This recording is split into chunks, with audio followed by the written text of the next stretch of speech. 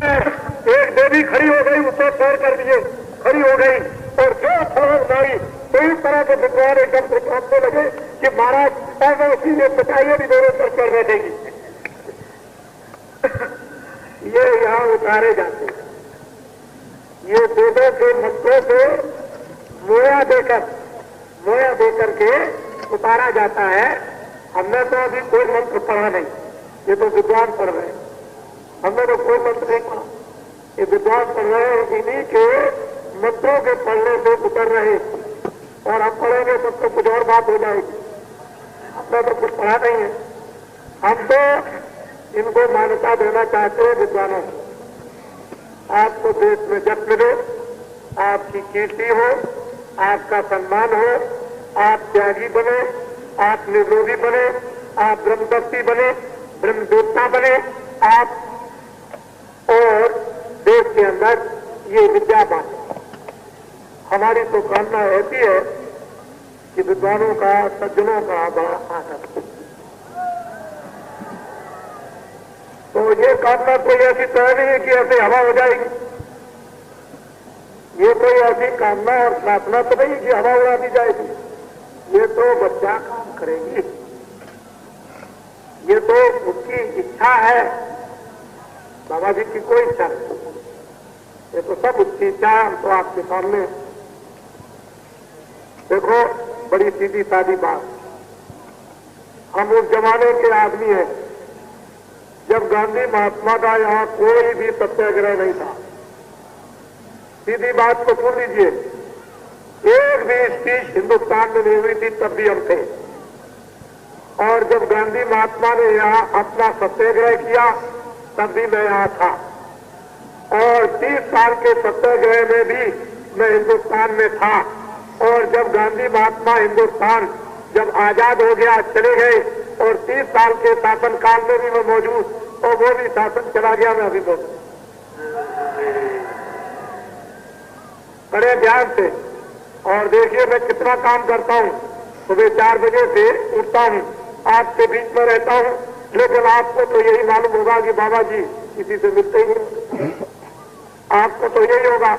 लेकिन मेरे साथ रहे तो आपको एक ही दिन में बिस्तर पकड़ ले, एक ही दिन में बिस्तर पकड़ ले, दूसरे दिन की जरूरत नहीं है आपको। और कितना काम करता हूं ये तो आपको जानना चाहिए, मालूम तो आपको अभी है नहीं है, लेकिन आप उतना काम नहीं कर सकते। इतना बुढ़े होने पर भी आप काम जमा नहीं कर सकते, लेकिन फिर भी प्रभु की दया है, बच्चों में कितना उत्साह और कितनी जोश भक्ति, कितनी विवेक भक्ति, कितनी विवेक शक्ति, और कितनी उनके अंदर चरित्र शक्ति आ रही है। हमको भी भारत के बच्चों को देख करके भविष्य का अनुभव, एक प्रसन्नता होती है कि ये जमाना तो जो आएगा वो तो बच्चे देखेंगे। हम लोगों को क्या है, आज चले गए, बुढ़े हो गए, कल चले गए, क्या जमाना तो आपको देख तैयार हो जाएगा, जमाने का आनंद आप लोगे, तैयार हो जाएगा, खुशहालियां आप सुनाओगे, तैयार हो जाएगा, आनंद आपको मिलेगा, और तैयार हो जाएगा तो आप अपनी औलाद और अपने बच्चे के सर्व सुखी संपन्न रहोगे। और हो जाएगा, धर्म की स्थापना हो गई तो आप अपनी आत्मा का कल्याण भी कर लोगे। हम लोगों के क्रिया क्या है, बोरी बिस्तर बांध कर एक कत्थन लटकाए हुए, पता नहीं किस दिन चले जाओ, हुक्म आ जाए कि चलो समय पूरा हो गया, चल रहे, क्या ठिकाना। इसलिए सजनी चलो ऊपर, दोनों आंखों के ऊपर चलो, उधर देखो जरा सा, ऊपर आंख खोलो, खुले हुए मैदान, ये लाइट क्या है, ये रोशनी क्या है, इसी को बता दें। अरे ये रोशनी क्या चीज है, कुछ नहीं, एक लाइट सूरज और चांदों को भी शर्मिंदा करती है। जरा ये आंख खोलिए, वो कौन सी लाइट, तेरे गुरु पद नख मण गण ज्योति राम राम मणि, सूरज और चांद और सितारों को भी शर्मिंदा कर दे, ऐसी कहते हो वो नूर मणि जल रही है, जिस पर कितने लोग परमाने, कितनी रूहें उस पर अपने आप को फिदा हो जाती, पना हो जाती हैं, तन्मय हो जाती हैं और अपने को भूल जाती हैं। वो मणि ऐसी है। और जिन जिन ने तुलसीदास ने, कबीर ने, रैदास ने उस मणि को पाया, देखिए क्या आपको भी वो मणि, ये मणि जो है अमूलक है, अद्भुत है। उसकी कोई कीमत नहीं है, रुपए पैसे सोने चांदी राजपाट से नहीं मिलती। वो तो जब उसकी वर्षा होगी समस्त रूप से जीवों के ऊपर में, तभी वो मणि मिले। ऐसी मणि सबके पास रखी हुई है। आंखों के ऊपर जरा अपनी अंदरूनी आंख से ऊपर की तरफ देखो, उस आसमान की तरफ। कितने बड़े आसमान, बड़े बड़े बुलंद आसमान है। ये तो अंधेरे का आसमान है। इसमें क्या रखा हुआ, उन आसमानों को देखो। नीचे ऊपर में हूर और परियों का जलवा नीचे से ऊपर तक हो रहा है। तो उसको जब देखोगे देवी और देवताओं को, तब क्या खुशी होगी। जो कहा मैं पहुंच गया हूं और फिर उनसे मिलो। कितना प्यार मोहब्बत। ये सजनी चलो उधर में सखियों को साथ लो, तीन क्षमा संतोष ग्रह साथ ले लो। इन काम क्रोध को छोड़ दो और चलो ऊपर की तरफ चलो। उधर क्या हो रहा। हाँ, घंटा शंख सजी धुने कहते बड़े शोर के साथ में घंटा और शंख बज रहा। तीनों लोक में उसकी आवाज हो रही है। ये अगर घंटा और शंख खो दिया जाए तो आपका उसी समय मस्तक फट जाएगा। इतना घंटा और शंख जोर से बज रहा।